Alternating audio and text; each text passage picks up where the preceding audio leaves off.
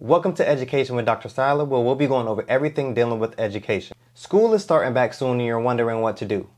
The biggest thing that you could do within the first 5 to 10 days is establish that classroom culture. Without that classroom culture, you're setting yourself up for failure. Now breaking down the classroom structure that you'll want to establish. This might sound crazy, but within the first 5 to 10 days of school, I did not touch any academic content. That's right, I did not touch any academic content. I spent that first 5 to 10 days going over classroom policies and procedures, all of the instructional activities that we'll be doing, and also our team building activities. Let's dig a little bit deep into the first 5 to 10 days of no academic instruction. For things such as the instructional strategies that we'll be doing throughout the year, instead of having them connected to academic content, what I would do is connect them to my students' favorite movies, TV shows, and things that they found interesting, trying to build that culturally responsive learning environment for my students. For example, I might do a Think, Pair, Share activity where students will discuss why SpongeBob was a great friend to Patrick throughout those years. Or I might do a philosophical chairs activity on uniforms versus no uniforms, so students can know the structure of philosophical chairs.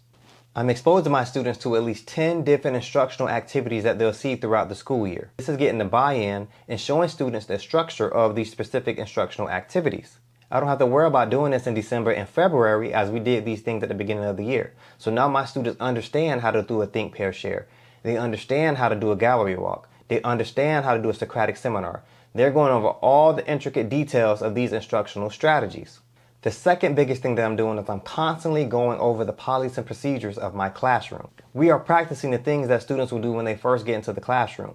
Knowing to take the materials out, put their book bags in the back of the classroom, knowing where their bell work is located, knowing what to do after they finish their bell work, knowing who to help within their table groups if they need assistance, always asking 3 before you ask me, being able to build that team building aspect with my students when it comes to any type of instructional activities. We're practicing bathroom signals. We're doing bathroom signals. We're doing how to ask to get your pencil sharpened. Things that might slow up the instructional time when we're doing different things in regards to adding decimals or reading comprehension. I can simply give my students a head nod knowing that they're asking to use the restroom or they're asking to sharpen their pencil. Practicing our quiet signals such as the teacher saying class, class, the student saying yes, yes.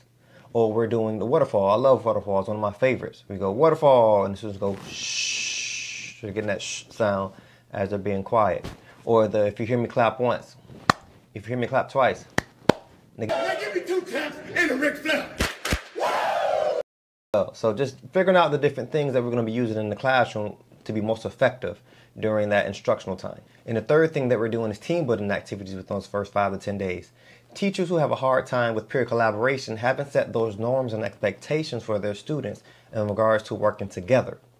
And we know as students get older, they feel that it's awkward to work with people that are not their friend. We are doing things such as seeing which table can build the highest card tower in 8 minutes.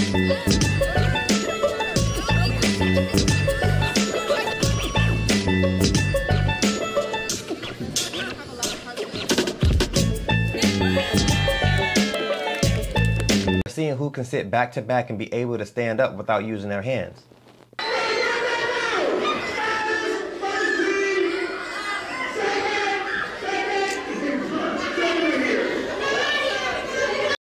We are in groups of 8 and standing in a circle to see who can keep a balloon up the longest without using their hands.